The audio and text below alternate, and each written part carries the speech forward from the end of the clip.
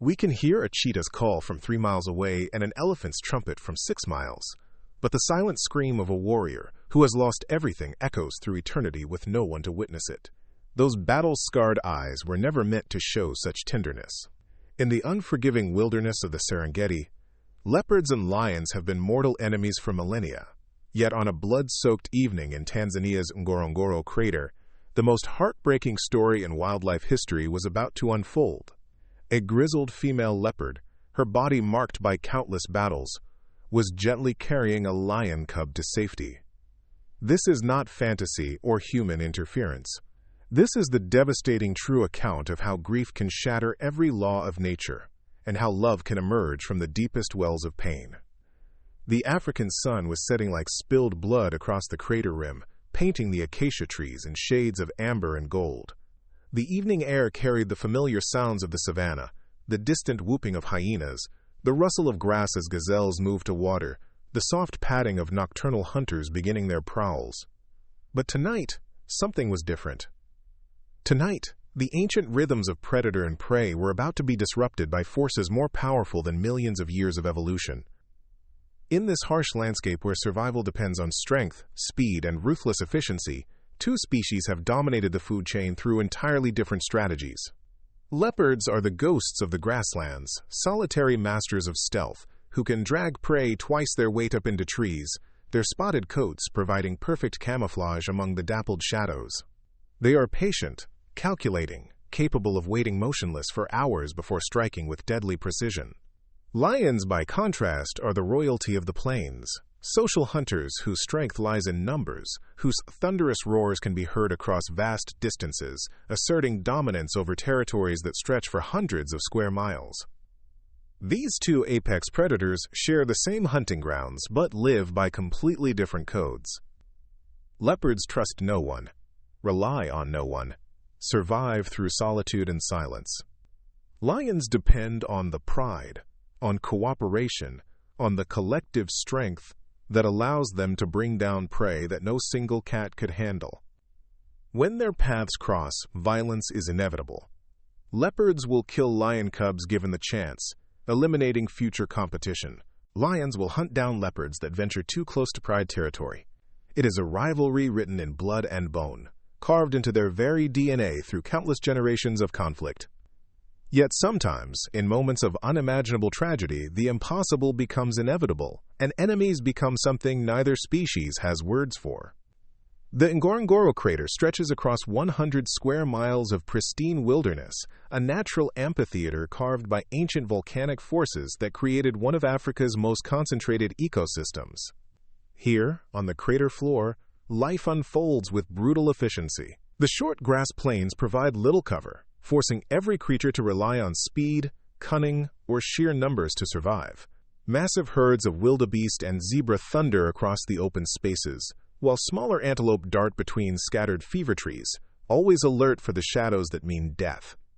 This is a landscape that forgives no weakness, tolerates no hesitation. The rules here are simple and absolute.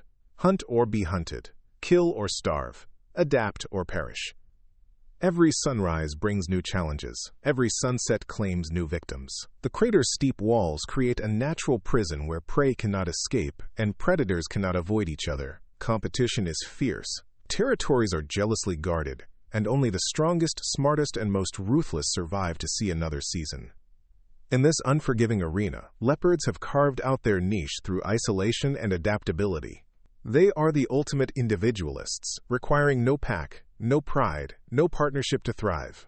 A single leopard can vanish into terrain that offers barely enough cover for a ground squirrel, can scale vertical rock faces that would challenge a mountain goat, can survive for weeks in areas where other predators would starve. Their independence is both their greatest strength and their defining characteristic. Lions, conversely, have mastered the art of collective power. Their prides operate like military units, with established hierarchies, coordinated hunting strategies, and shared responsibilities. The females do most of the hunting, working together to encircle and overwhelm prey that individual cats could never hope to catch. The males defend territory and cubs, their massive frames and intimidating manes serving as deterrents to rivals and threats. When lions hunt as a group, they are nearly unstoppable. But this system of cooperation also creates vulnerabilities that solitary leopards never face. Lions depend on each other, and that dependence can become a fatal weakness when the pride structure collapses. When territorial battles erupt, when leadership changes hands, when resources become scarce, the very bonds that make lions powerful can become chains that drag them toward destruction. The crater has witnessed countless such collapses over the generations, each one leaving chaos and death in its wake. Kesi was a warrior in the truest sense, a 7-year-old female leopard whose scarred hide told the story of countless battles fought and won. Her name meant born in troubled times, in the local Maasai language, and she had lived up to that prophecy every day of her life. Unlike most leopards who avoided confrontation whenever possible, Kesi had earned her territory through direct combat, defending a prime stretch of riverbank forest that provided both abundant prey and perfect denning sites. Her golden coat was a map of survival, marked with claw scars from territorial disputes, bite marks from prey that had fought back, and the distinctive parallel scratches that came from scrambling up thorn trees with kills too heavy for her frame. But these battle wounds were badges of honor, proof that she had not only survived but thrived in an environment that crushed the weak without mercy. Her amber eyes held an intelligence sharpened by years of making split-second decisions between life and death. Just 6 weeks ago, Kesi had been experiencing the deepest joy her solitary species could know. Hidden in a rocky outcrop overlooking the Mung River, she had given birth to 2 perfect cubs. The male was bold and adventurous, already showing the fearless curiosity that would serve him well if he lived to claim his own territory. The female was smaller, but more cautious, possessing the kind of careful intelligence that helped leopards survive into old age. For weeks, Kesi had divided her time between hunting and nurturing, teaching her cubs the fundamental skills they would need to survive. She had shown them how to remain perfectly still when danger approached, how to climb with claws and determination when escape required height, how to read the wind for scents that meant opportunity or threat. In the evenings, she would groom their spotted coats while they nursed, their contented purring mixing with the sounds of the awakening night. These were moments of pure maternal bliss, rare in a species where mothers and cubs spend most of their time apart. But the rainy season had arrived with unprecedented violence, bringing floods that transformed familiar landmarks into deadly torrents. Kesi had been hunting nearly a mile from the den when the flash flood struck, turning the normally gentle Mungay River into a raging beast that devoured everything in its path. When she returned, racing through the storm with a Thompson's gazelle in her jaws, she found only churning brown water where her cubs' rocky shelter had been.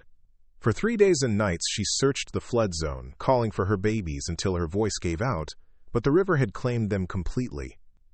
20 miles across the crater floor, the Simba Ridge Pride had ruled their territory with unquestioned dominance for over 3 years.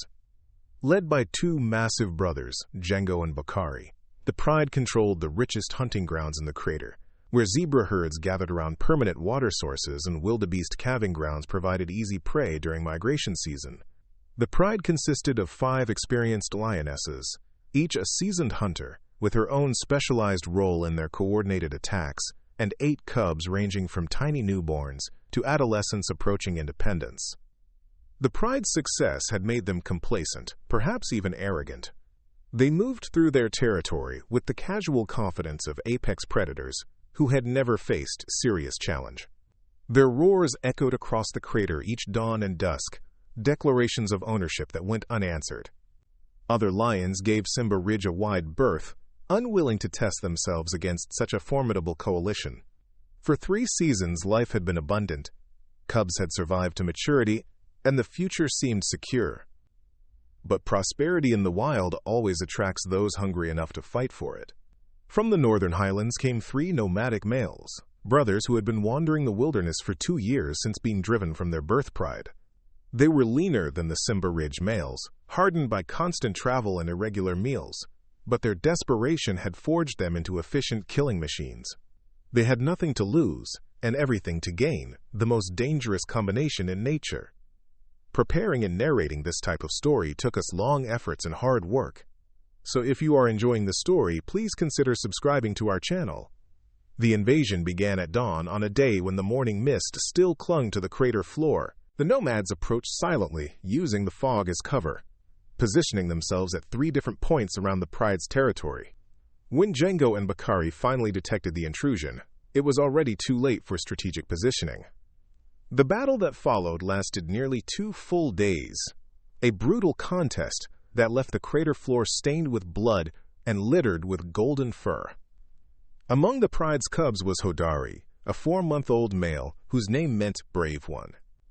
His mother, Asha, was the pride's most experienced huntress, a female who had successfully raised 6 litters to independence. Hodari possessed his mother's intelligence and his father's fearless spirit, already showing the confident playfulness that marked future pride leaders. His golden coat was unmarked by scars, his eyes bright with the curiosity of youth, his future stretching ahead like an endless savanna full of possibilities he would never live to explore. The massacre began with systematic brutality that followed nature's cruelest law: eliminate all potential rivals. The 3 nomadic brothers, now calling themselves kings of Simba Ridge, wasted no time in securing their conquest. Within hours of driving off the surviving lionesses, they began the grim work of infanticide, hunting down every cub that carried the bloodline of their defeated enemies. The older cubs, those approaching independence, fled into the wilderness, where most would starve or fall prey to hyenas. But the younger ones, still dependent on their mother's milk and protection, had nowhere to run. Asha had watched her pride's world collapse from a hidden position in a rocky kopje, her powerful frame trembling with the impossible choice between saving herself and protecting her son. When the nomads began their systematic slaughter, maternal instinct overrode survival wisdom. She charged from her hiding place with a roar that shook the ground, throwing herself between the killers and Hodari with the desperate fury that only a mother protecting her young can summon. The battle was hopeless from the start. Asha was a formidable huntress, but she was facing 3 males in their prime, each outweighing her by nearly 100 pounds. Her claws raked deep furrows across one attacker's muzzle, her fangs found purchase in another's shoulder, but mathematics and biology were against her. As the nomads closed in for the kill, Asha made a final, desperate gambit. Using the last of her strength, she seized Hodari by the scruff and hurled him into a dense thicket of wait-a-bit thorns, a wall of spikes so impenetrable that even the determined males couldn't follow. "Hide, my brave one!" she gasped, blood frothing from her muzzle. "Be silent as the stones, be still as death itself." These were the last words Hodari would ever hear from his mother. Asha's final act was to stumble away from the thicket, drawing the nomads' attention with her dying roars, ensuring they would finish her without discovering her son's hiding place. For 6 hours, Hodari remained frozen in his thorny sanctuary, listening to the sounds of his world ending, the victorious roars of the nomads, the terrified bleating of his siblings as they were hunted down, the horrible silence that followed. As darkness fell over the crater, the 4-month-old cub finally emerged from his shelter, his golden coat stained with blood from the thorns, his eyes wide with trauma that no young creature should endure. He wandered through the night, calling softly for his mother, stepping over the still forms of his pride mates, searching for any familiar scent that might lead him to safety. But there was no safety left in his world, no pride to return to, no future except the slow death that awaited all abandoned cubs. Dawn was breaking across the crater floor when Kesi began her morning hunt, her powerful frame moving through the tall grass with the fluid grace of a predator born to kill. Her body had begun to heal from the trauma of losing her cubs, but her mind remained fractured, caught between the reality of her loss and the biological imperative that continued to flood her system with maternal hormones. Her teats still ached with milk meant for babies who would never return, and every small sound in the grass triggered the desperate hope that somehow, impossibly, her cubs had survived the flood. She moved through territories that had once been familiar, but everything seemed different now, distorted by grief into a landscape of painful memories. The acacia tree where she had first taught her cubs to climb now stood like a monument to loss. The rocky outcrop where they had played in the afternoon sun felt hollow and abandoned. Even the scents were wrong. Where once she had detected the comforting musk of her offspring, now there was only the sharp smell of her own sorrow and the metallic tang of dried tears. As she crested a small rise overlooking the flood-damaged riverbank, Cassie's acute hearing caught something that made her freeze mid-stride. It was a sound she hadn't heard in weeks, the high-pitched mewing of a distressed cub. But this wasn't the familiar call of a leopard baby. The pitch was wrong, the rhythm different. Every predatory instinct screamed at her to investigate, to determine if this was prey, threat, or something else entirely.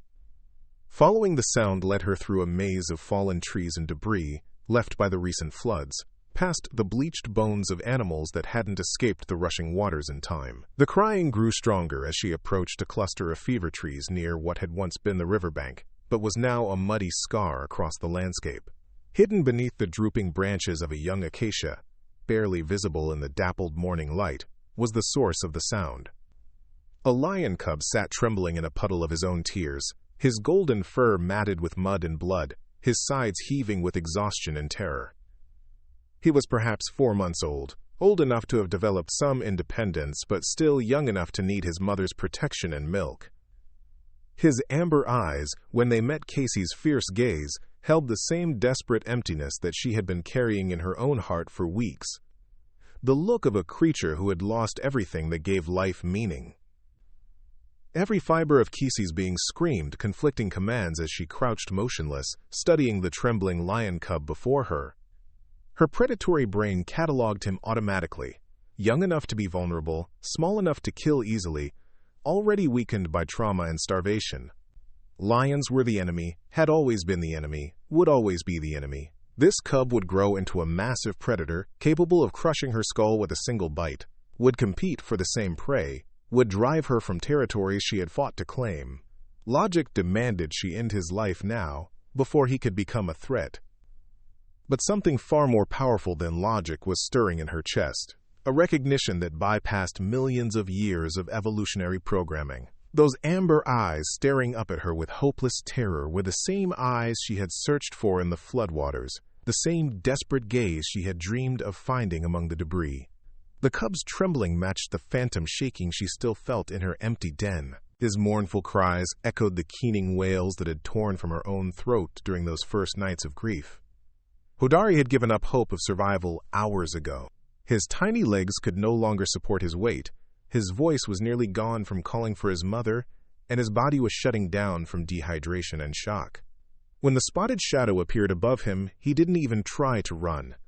Death had been circling him for days now, and perhaps it was finally time to accept its embrace. He closed his eyes and waited for Fangs to end his suffering. Instead, he felt something entirely unexpected. A rough, warm tongue began cleaning the mud and blood from his face, the same grooming motion his mother had used to comfort him during thunderstorms. The scent that filled his nostrils wasn't the familiar musk of lion pride, but it carried the same nurturing quality that meant safety, protection, love. When he dared to open his eyes, the leopard was studying him with an expression he couldn't understand. Not hunger, not aggression, but something that looked almost like recognition. Preparing and narrating this type of story took us long efforts and hard work, so if you are enjoying the story, please consider subscribing to our channel.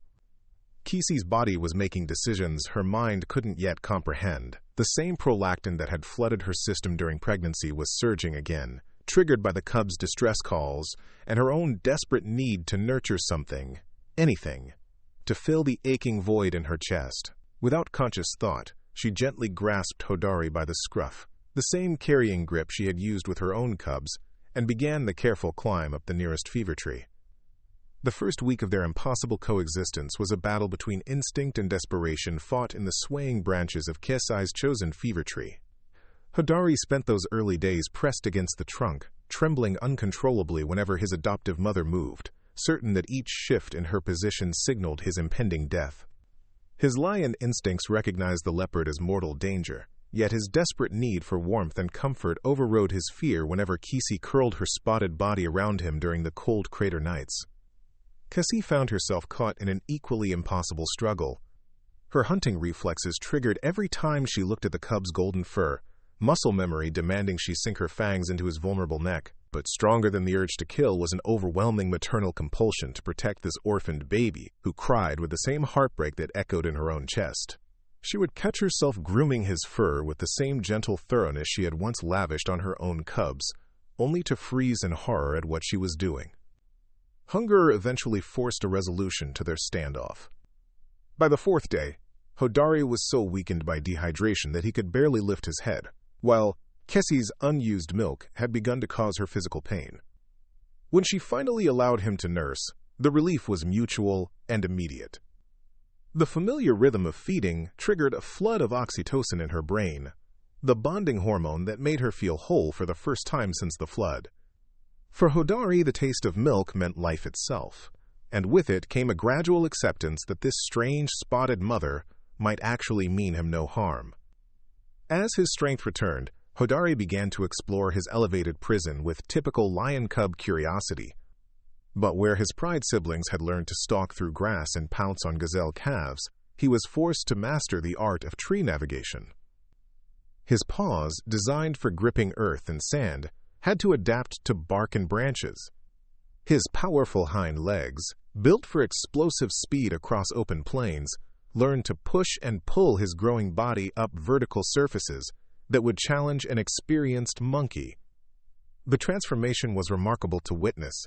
Within weeks, Hodari was displaying climbing abilities that defied everything science knew about lion capabilities. His shoulder muscles developed unusual definition from hauling himself up tree trunks. His claws, typically used for gripping prey during kills, became his primary tools for scaling even the smoothest bark. Most remarkably, his mental mapping abilities adapted to three-dimensional space, learning to navigate not just forward and backward, but up and down through a complex canopy environment. As the dry season reached its peak and Hodari approached his 8th month of life, the impossible arrangement that had sustained them both began to show dangerous cracks. The lion cub had grown rapidly under Kesi's devoted care, his frame now approaching her own size, his shoulders broadening with the promise of the massive male he would eventually become. His voice had deepened from the high mewing of infancy to the rumbling growls that would one day shake the crater floor, and with these physical changes came behavioral shifts that neither adoptive mother nor adopted son could ignore. Late at night, when the crater echoed with the territorial roars of distant lion pride, something ancient and powerful stirred in Hodari's chest. He would pace restlessly on their tree platform, golden eyes fixed on horizons he had never explored, responding to calls that spoke to genetic memories buried deep in his DNA. These episodes left him confused and distressed, torn between the leopard world that had saved his life and the lion heritage that pulsed stronger with each passing day. Kesi watched these changes with the bittersweet wisdom that comes to all mothers who see their children growing beyond their ability to protect them. She had always known this day would come, but knowing and accepting were entirely different challenges. Every territorial roar that made Hodari's eyes glaze with longing felt like a blade twisting in her heart. Every restless prowl along their branch reminded her that love sometimes means letting go of the very thing that gives life meaning. The crisis came on a night when the moon hung full and bright above the crater. A coalition of 3 young male lions had been patrolling the territory borders for days, their powerful voices advertising their presence to any females ready to mate and any rivals foolish enough to challenge them. Their roars were particularly close that night, echoing off the crater walls with an intensity that made even the normally fearless Kesi nervous. But for Hodari, those roars were an irresistible summons. Without warning, he stood on their platform and answered with his own voice, a sound that was no longer the weak mewing of a cub, but the unmistakable challenge of a young male lion claiming his right to exist. The roar that erupted from his chest was still immature, lacking the full power and resonance it would gain with age, but it was undeniably, unavoidably, completely lion. The sound shattered something fundamental between them. In that moment, both Kesi and Hodari faced the truth they had been avoiding. He was no longer the helpless cub she had rescued, and she was no longer the only parent he would ever need. The answering roars came immediately, closer than either of them had expected. 3 massive silhouettes emerged from the tall grass below their tree, golden eyes reflecting the moonlight as they searched for the source of the young challenge. Kesi's every instinct screamed danger, but Hodari was transfixed, his body trembling not with fear, but with recognition. These were his people, his kind, his destiny calling from the darkness. What happened next defied every expectation. Instead of climbing down to join the coalition, Hodari turned to Kesi with eyes full of gratitude and pressed his massive head against her spotted shoulder. He had made his choice, but it wasn't the one nature demanded. The roars below grew frustrated, then angry, then finally faded as the males moved on, unable to locate the ghost lion who had challenged them from the treetops. For 3 more months, Hodari remained with his leopard mother, but everything had changed. He was no longer hiding from his nature. He was choosing love over instinct, family over biology, gratitude over genetics. When he finally did leave, it was not to join a pride, but to establish his own territory adjacent to Kesi's, becoming the only male lion in recorded history to hunt from trees and defend a leopard's right to exist.